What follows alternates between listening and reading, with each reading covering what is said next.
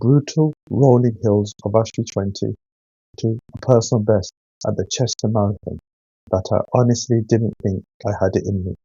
2025 was a year of pushing my limits. It was a year of data, discipline, and more than a few moments where I seriously questioned my sanity. In this video, I'm breaking down my entire running year, not just the highlight reel, but the real, honest to goodness story. We're going to talk about the times, the training struggles, the races that absolutely humbled me, and the hard-won lessons I learned on my way to finally smashing my marathon goal. This is my 2025 story, mile by painful mile.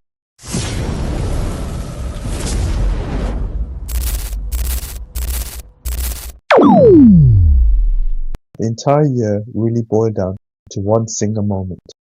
Crossing the finish line at Chester, glancing at my watch and seeing 4 hours 19 minutes. A new PB.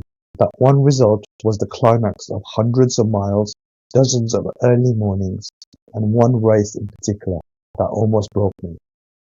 This wasn't just a year of running, it was a year of learning, of failing, and of figuring out what it really takes to get from a start line to a finish line faster than you've ever gone before.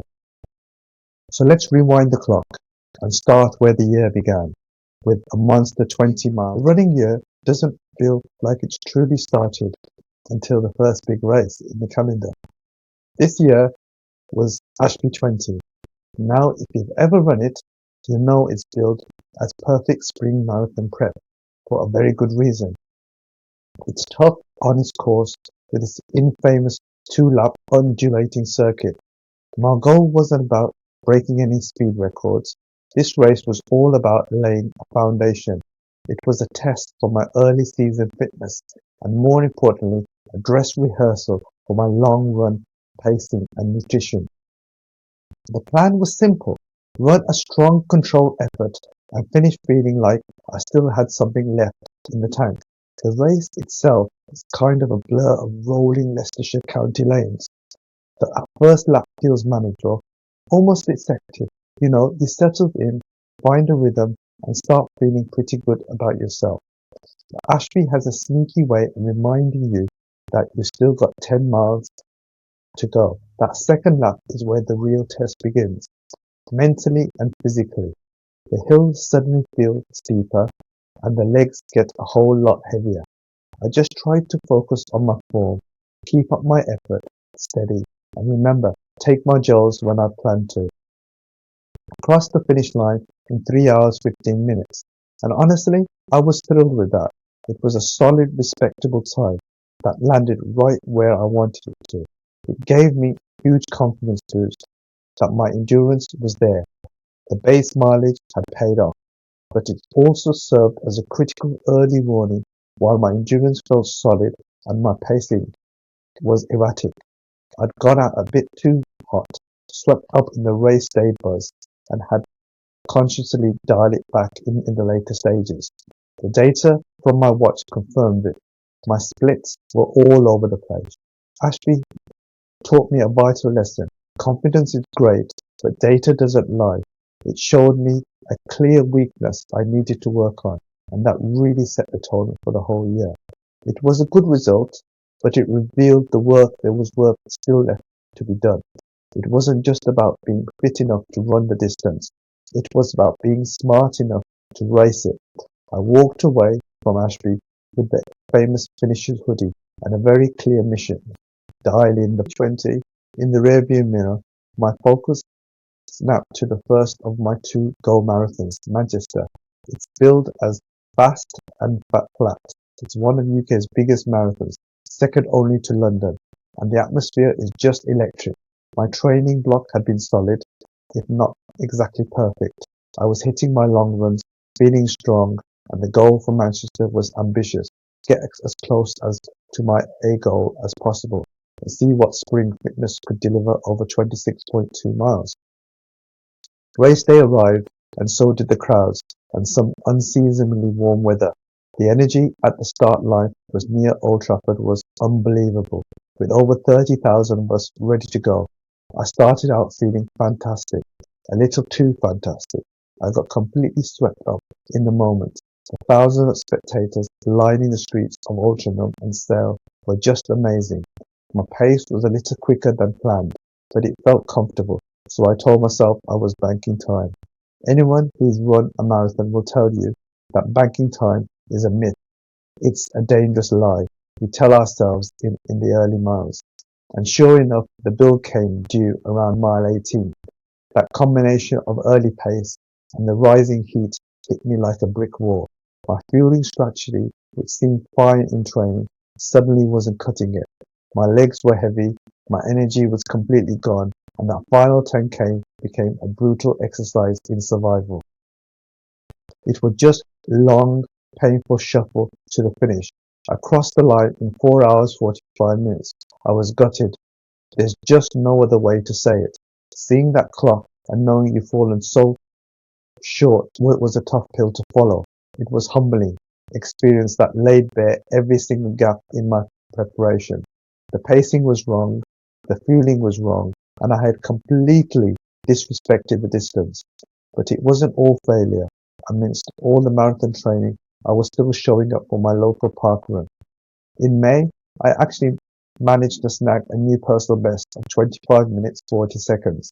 It was a small win, but it was a big deal to me. It proved that underlying speed and fitness were there. The engine was good. The problem was with the driver. This is where I entered what I call the grind. The Manchester result forced me to take a long look and hard look at my training. My biggest struggle was inconsistency with my quality sessions. I was nailing the easy runs and most of the long runs, but I was sometimes skipping, or let's be honest, half-assing the real tough stuff. You know, the threshold runs, the tempo sessions, the workouts that really build the marathon-specific fitness. I also missed key long runs due to illness and wasn't scheduling proper recovery. I was just trying to push through, thinking more was always better, and it was costing me. The disappointment of Manchester became fuel I needed to completely overhaul my approach. After the disaster at Manchester, the Chester Marathon in October became my redemption race. This wasn't just about running another marathon. It was about proving to myself that I could learn from my mistakes. The whole training block was different. Every single run had purpose. My mantra became consistency over intensity. I made my quality sessions non-negotiable. I practiced my race day fueling on every long run, training my stomach to take on gels like clockwork. I scheduled recovery weeks before I felt burnt out. And most importantly, I developed a pacing strategy based on reality, not a fantasy. The Chester course is famous for being a PB course. It's a beautiful route that takes you from the historic city through the Cheshire and North Wales countryside. You even pop into Wales for about 7 miles before heading back. It's mostly flat, but there are some sneaky rolling hills in the back half you need to be ready for. Waking up on race day morning, the nerves were definitely there, but it was different kind. It wasn't fear, it was anticipation. I had a clear conservative plan. Run the first half controlled, even a little slower than goal pace. And then if I felt good, try to pick it up. A negative split for the first 10 miles felt almost ridiculously easy, just like they say it should. I watched people fly past me, and I had to fight every single instinct in me not to go with them. I just kept telling myself, run your own race, stick to the plan. I tried to soak up the incredible scenery, passing the iconic Eastgate clock and running through Roman walls. I hit the halfway point, feeling strong and totally in control. This was it. The real race was starting. As we crossed the ancient bridge at Farden and headed back into England, I slowly started to dial up my effort. This was the exact territory where everything fell apart in Manchester. But this time, it felt different. The energy was there. My legs felt good. I started passing people who had sprinted by me in the first few miles, which was a massive mental boost. The final 10k is always where the marathon shows its true colours. It hurts. There's just no escaping that. You're running on fumes, and every step is a negotiation between your body and mind. But this time, I was ready for that conversation. I knew it was coming. As I ran along the River Dee, back towards the city, I knew a PB was possible. Seeing that finish line on Castle Drive was one of the most beautiful sights of my entire life. I gave it everything I had left in the push, despite I crossed the line in 4 hours 19 minutes. It wasn't just a PB, it was a 26-minute improvement on Manchester. It was validation of months of disciplined work. It was the proof that learned from failure actually works. The feeling seeing that time and knowing that what it took to get there were just pure, unfiltered joy. Looking back at 2025 was a year of data points that told a story. It's easy just to see a list of times, but each one is a chapter. First, the key achievements. Ashby 20, a solid 3 hours 15, which proved my endurance base was strong.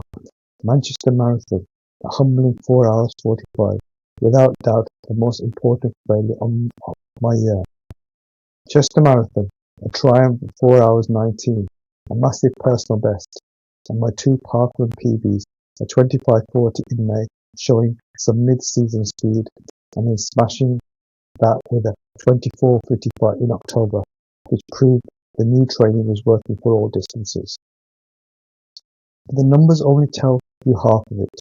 The real growth came from the lessons learned, and most of them were learned the hard way.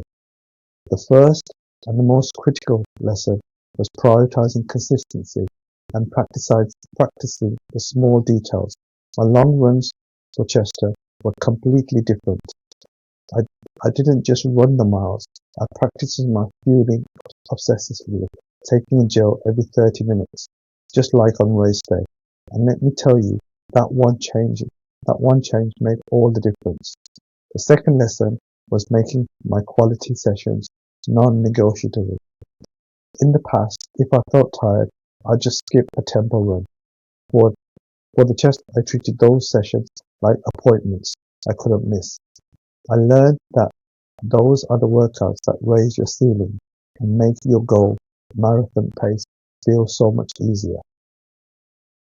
Third, I finally learned to schedule recovery proactively instead of running myself into the ground and being forced to take time off. I planned deload weeks. I learned that rest isn't quitting, it's a vital part of training where your body actually gets stronger. And finally, I learned to trust my data to build a smarter race plan. I went into Chester with a pace range, not a single number. I ran the first few miles even slower than my target, saving that precious energy. It felt so weird holding back, but man, did it pay off in the final 10k. I ran the second half of the marathon faster than the first, a classic negative split, which is basically the holy grail for us amateur marathoners. So that was my 2025 on the road. It was a year that started with promise, was defined by brutal, humbling failure, and ended with a redemption. I had to work my tail off for it. It taught me that progress isn't a straight line, and that sometimes your biggest disappointments are just setting you up for your greatest achievements. The struggle is what made the success at Chester feel so much sweeter. Looking ahead to 2026, the plan is simple. Build on the momentum.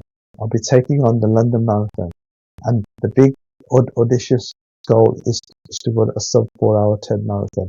I'll be focusing on consistent long runs and even more targeted tempo work to get there. And of course, I'm still going to be chasing those parkrun PBs, because who doesn't love getting a little faster? Thanks so much for hanging out and listening to my 2025 running story. It was a roller coaster, but I wouldn't trade it in for anything. Now, I'd love to hear from you. What was your biggest running achievement this year?